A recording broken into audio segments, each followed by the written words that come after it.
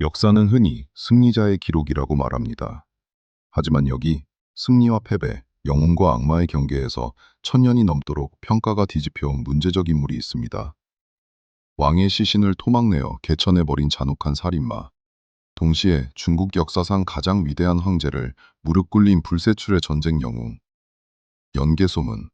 흥미로운 점은 그를 바라보는 시선이 시대에 따라 극과 극을 오갔다는 사실입니다. 누군가에게는 반드시 처단해야 할 역적이었다가 나라를 잃은 암흑기에는 구국의 영웅으로 부활했고 오늘날에는 실패한 독재자로 재평가받고 있습니다. 도대체 그는 어떤 삶을 살았기에 이토록 극단적인 평가를 받는 것일까요? 오늘 역사 통찰에서는 연개소문을 둘러싼 핏빛 진실과 엇갈린 평가의 궤적을 추적합니다. 시계를 1300년 전으로 돌려보겠습니다. 당시 고구려 사람들에게 그리고 적국 당나라 사람들에게 연개소문은 인간이 아닌 공포 그 자체였습니다. 기록에 따르면 그는 항상 몸에 칼 5자루를 차고 다녔습니다.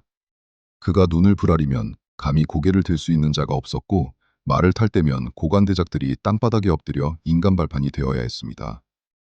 그의 잔혹함은 상상을 초월했습니다. 서기 642년 자신을 제거하려는 낌새를 채자마자 그는 선수를 칩니다. 연을장에 대신 100여 명을 초대해 놓고는 그 자리에서 모조리 돌이켜버렸습니다. 피비린내가 채 가시기도 전에 왕궁으로 쳐들어가 영유왕을 시해하고 그 시신을 여러 토막으로 잘라 개천에 쓰레기처럼 버렸습니다. 유교적 추묘 사상으로 볼 때 이는 인간이 할 짓이 아니었습니다. 그래서 조선의 선비들은 그를 난신적자, 나라를 훔친 도적이라 부르며 치를 떨었습니다. 심지어 당나라에서는 이런 괴소문까지 돌았습니다. 연개소문은 사람을 잡아먹는다. 당시 당나라 사람들은 고구려의 포로로 잡혀가면 연개소문의 밥상에 오를 것이라 믿으며 공포에 떨었습니다. 중국의 울던 아이도 연개소문이 온다 하면 울음을 뚝 그쳤다는 전설 들어보셨을 겁니다. 그는 단순한 정치가가 아니었습니다. 등 뒤에 칼 5자루를 꽂고 다니는 살아있는 마왕이었습니다. 하지만 나라가 위기에 처하자 이 마왕의 평가는 180도 뒤집힙니다. 20세기 초 일제에 의해 나라를 빼앗길 위기. 신채호와 박은식 같은 민족사학자들은 그를 다시 소환합니다. 그들의 눈에 비친 연개소문은 살인마가 아니었습니다. 썩어빠진 사대주의 조정과 무능한 왕을 몰아내고 고구려의 기상을 되살리려 했던 위대한 혁명가였습니다. 그 증거가 바로 대당전쟁의 승리입니다. 당시 당나라 황제 태종 이세민은 중국 역사상 최고의 명군이자 정복자였습니다. 그런 그가 수십만 대군을 이끌고 쳐들어왔지만 연개소문이 지휘하는 고구려군 앞에서 처참하게 무릎을 꿇었습니다. 적국인 당나라의 병법서 2위 공문대에는 아주 흥미로운 기록이 남아 있습니다. 당나라의 명장 이정은 황제 앞에서 이렇게 호언장담합니다. 연개소문은 스스로 병법을 아는 것을 믿고 토벌당하지 않으리라 생각하지만 내게 3만 명의 군사를 주면 그를 사로잡아 오겠다. 얼핏 보면 연개소문을 깎아내리는 말처럼 들립니다. 하지만 뒤집어 생각해 보십시오. 천하를 통일한 당나라 최고의 명장과 황제가 머리를 맞대고 논의해야 했던 적수.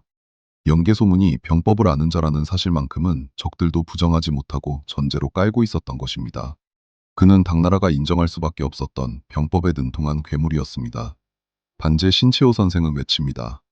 그는 4천년 우리 역사 최고의 영웅이다. 식민지의 서름 속에 있던 우리 민족에게 대국 중국을 호령하고 황제를 벌벌 떨게 했던 연개소문의 모습은 그야말로 유일한 희망이자 자존심이었습니다. 그러나 열광의 시간이 지나고 냉철한 현대에 이르러 우리는 그의 치명적인 한계를 마주하게 됩니다. 영웅 연개소문의 발목을 잡은 것은 외부의 적이 아니었습니다. 바로 아버지로서의 욕심이었습니다. 그는 죽는 순간까지 권력을 놓지 못했습니다. 왕을 죽이고 얻은 권력이기에 남에게 넘겨주는 순간 자신과 가문이 파멸할 것임을 누구보다 잘 알았기 때문입니다. 그래서 그는 무리수를 둡니다.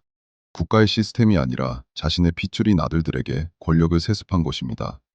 장남 남생, 차남 남건, 삼남 남산. 그는 아들들이 힘을 합쳐 고구려를 이끌어가길 바랐을 겁니다. 하지만 665년 철권 통치자 연개소문이 눈을 감자마자 그 꿈은 악몽이 되었습니다. 아버지의 장례가 끝나기도 전에 형제들은 서로에게 칼을 겨눴습니다. 권력 싸움에서 밀려난 장남 연남생은 적국 당나라의 투항에 고구려 침공의 앞잡이가 되었고 동생 연정토는 신라에 투항해버렸습니다. 연개소문이 평생을 바쳐 지켜낸 고구려가 아이러니하게도 그가 그토록 챙기려 했던 아들들의 손에 의해 내부에서부터 무너져 내린 것입니다. 현대의 역사는 냉정하게 묻습니다. 나라는 지켰으나 자신이 죽은 뒤에 혼란을 막지 못한 지도자, 핏줄에 집착하다 나라를 망친 독재자에게 과연 영웅의 칭호가 온당한가? 시대는 연개소문을 계속해서 다시 썼습니다. 유교적 충효가 중요했던 조선시대에는 천하의 역적, 자주 독립이 절실했던 일제강점기에는 구국의 영웅, 시스템과 민주주의가 중요한 현대에는 실패한 독재자. 어쩌면 연개소문은 이 모든 얼굴을 다 가지고 있었는지도 모릅니다. 혁명가의 기백을 가졌으나 덕이 부족하여 자신이 쌓은 공업을 스스로 뒤엎어버린 인물. 역사의 평가가 이렇게나 다를 수 있다는 것. 그것이 바로 우리가 역사를 끊임없이 다시 들여다봐야 하는 이유 아닐까요? 여러분은 연개소문을 어떻게 평가하십니까? 위대한 영웅입니까?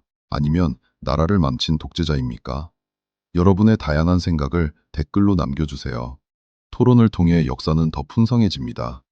오늘의 통찰이 흥미로우셨다면 구독과 좋아요로 저희의 역사 탐구 여정에 힘을 실어주십시오. 다음 시간 더 날카로운 시선으로 찾아오겠습니다. 지금까지 역사 통찰이었습니다.